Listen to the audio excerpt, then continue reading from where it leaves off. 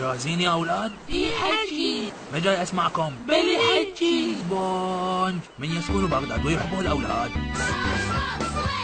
لونه أصفر مربع حساس. سبونج بوب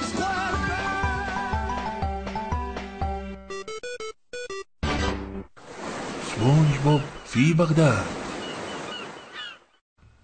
الأمطار والفيضانات الأخيرة اللي ضربت بغداد حولتها إلى مستنقع كبير، وخلت الشوارع والبيوت بيئة مناسبة للحياة المائية، وهذا الأمر دفع سكان قاع الهامور للعيش في بغداد، فصارت بغداد هي قاع الهامور، وقاع الهامور صارت هي بغداد. فلا تستغرب مثلا إذا شفت شمشون قاعد يفتر بباب الشرجي، ولا تستغرب إذا شفت شلش قاعد ويا بنت سلطع بالكافيتريا. كلش عادي، منظر طبيعي بمدينة طبيعية.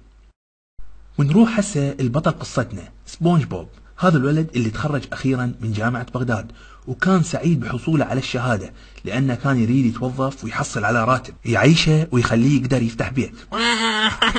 تخرجت، قضيت الشهادة، راح اشتغل. تخرجت. وراح سبونج بوب وقدم للوظيفة، وقاعد ينتظر وينتظر وينتظر وينتظر. أخيرا سبونج بوب اقتنع بأن الوظيفة راح تتأخر ويمكن ما راح تجي أبد، فقرر يعوف الشهادة على صفحة ويدور له على شغل، وافتر بغداد شارع شارع ومحلة محلة. وأخيرا جاره أبو نعال دلاه على محل صاحبه حج سلطع. حج سلطع هذا رجال على باب الله، عنده مطعم بالبتاويين، وكان محتاج إلى صانع جديد، وخطيه الرجال ما قصر وياه وشغله وانطاه هالقاسمة الله. وأجر سبونج بوب بيت قريب من مطعم حج سلطع حتى يكون قريب من الشغل، وحتى يجهز نفسه على مود يكون عائلة بالمستقبل. وكان بجوار هذا البيت بيت الفنان شفيق، أحد رواد المقام العراقي العريق.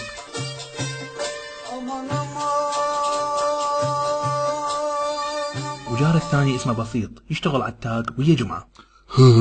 عتيق للبيع، عتيق مالكم عتيق.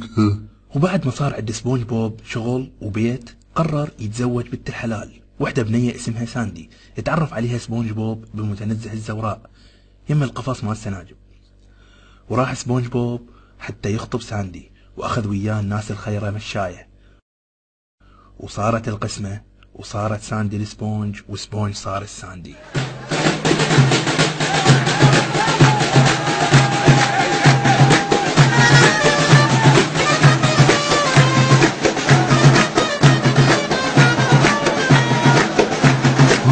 شايف خير ومستاهل.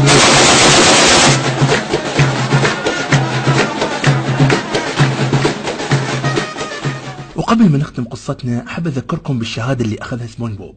تدرون هاي الشهادة هسه وين؟ الشهادة هسه موجودة بالقافة مال حج سلطع يم الوصفة السرية مالته.